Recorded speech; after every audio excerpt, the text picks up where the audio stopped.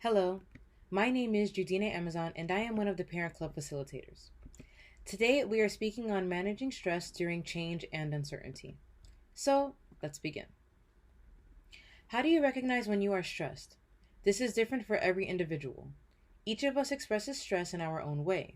Some common emotions include fear, worry, and anxiousness. During this time in particular, this may look like feeling fear and worry about your health and the health of your family and loved ones, changes in your eating habits, having difficulty sleeping, or changes in your sleep pattern. In our children, this can look like returning to behaviors that they have already outgrown or avoidance of activities typically enjoyed in the past. Sometimes this can happen as a stress response. In teens, it may look like irritability or behaviors of acting out. So, what are some reasons that you may be stressed right now? We are going through times of transition and uncertainty. You may be experiencing different kinds of stressors than you would in your regular day to day schedules. So let's take a look at some of these reasons. You are balancing working at home and remote learning. Maybe this is the first time that you have engaged in some type of homeschooling with your children, right? This is understandable as you want to ensure that you are meeting your career needs and that you are addressing your child's educational needs. Another reason you may be stressed is due to the increased time spent at home, meaning you are spending time around your family more often than you normally would, and you are spending less time outdoors and you have less time to yourself. Lastly, a lack of structure or routine can bring about stress. So, what can you do about this? Let's talk about some coping strategies. So, first, you can talk about it. When you talk about it, you are labeling the feelings that you have and recognizing them for what they are.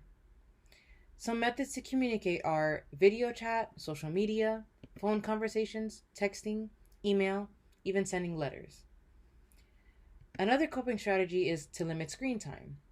This is important for two key reasons. The first being that you may be spending increased time on your computer, your tablets, your phone for learning and working purposes. It is important that you have a proper balance of technology usage. So let's say you usually reward your child with 1 hour of game time every day only after they complete their homework. Now your child is completing more assignments online. Instead of having your child go from one activity to the next and remain on the computer, you can set a break in between homework time and computer time and use this as an opportunity to encourage your child to engage in other activities, right? Maybe exercising, reading a book of their choosing and appropriate to their level of development. You can play cards or a board game, and you can even invite another family member to join you. You can also use it as an opportunity to chat with your child. Another reason why balancing tech time is we are constantly watching TV, specifically the news, for updates during this time of uncertainty. This also includes any websites that you may check regularly for updates. Commonly, these websites do advise the frequency that they update, which serves you so you do not need to feel anxious about checking it very often. However, this is understandable as you want to ensure that you have the most accurate and up-to-date information about any changes that may affect your family. What you can do is plan to watch the news for two or three times throughout the day and decide what works best for you. Maybe the morning, at lunchtime, and shortly before bed. This way you are allowing yourself to stay informed while not focusing on these events. Also, note that during bedtime you want to make sure to remove or move far away technology devices. The third coping strategy is to maintain routines as much as you can. For the things that you cannot carry out during the stay-at-home period, you may create a new routine, but you want to make sure it is something that you can stick to. Consistency is the key for the routines to be effective. So find a schedule that works for you and addresses your family's needs as a whole. This provides structure for your day-to-day and allows you to be prepared for your activities, rather than panicking or stressing if, for example, your child approaches you and says that they are bored. A final coping strategy is to take care of your health. You want to make sure that you are healthy so that you can support yourself and your loved ones. How do you do this? You care for your physical health by exercising and getting enough rest. This can be a walk in your neighborhood, following all social distancing guidelines, or maybe an indoor workout. You can even make it a family activity. Exercise helps to reduce diseases, strengthen your muscles and bones, along with feeling great. You can also care for your health by having healthy meals that are well balanced. This is a great time to introduce or encourage your child to eat healthy. Try this.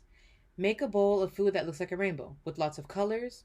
You can use fruits like strawberries or avocados, veggies like carrots and sweet potatoes, whole grains like pastas, and soft pieces of meats, and encourage drinking plenty of water. You can also try meditation and breathing exercises.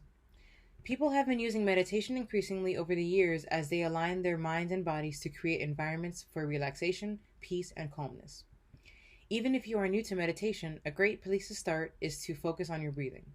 So, the breath is a powerful tool to bring us back to the present moment. The great part about it, it can be practiced anywhere and at any moment. So, let's introduce the 4-7-8 breathing technique. You want to be sure that you are starting from a comfortable position. You begin by breathing in for 4 seconds. So,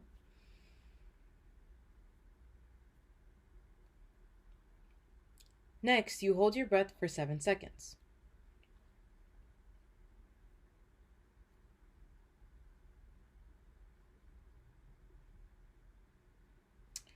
And after, you exhale for 8 seconds.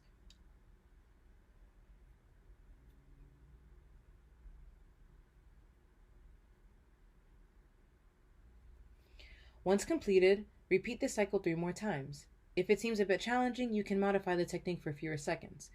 Maybe you can cut it in half. So instead of 4, 7, and 8, you can cut it to 2, 3.5, and 4 seconds. So what this looks like is you are breathing in for 2 seconds, holding it for 3.5 seconds, and exhaling for 4 seconds. The more you practice this technique, the more effective it is to reduce your stress levels. So, wrapping up these tips, you want to make sure that you are doing all that you can to prioritize and maintain good health. You can do this by talking about your feelings, limiting screen time, maintaining routines, and taking care of your physical and mental health. We truly hope that you are using this time to reflect on the positive environment that you are creating for your family. Please visit our program website at www.thechildrenstrust.org/parent club for more information. We offer parenting workshops in English, Spanish, and Creole.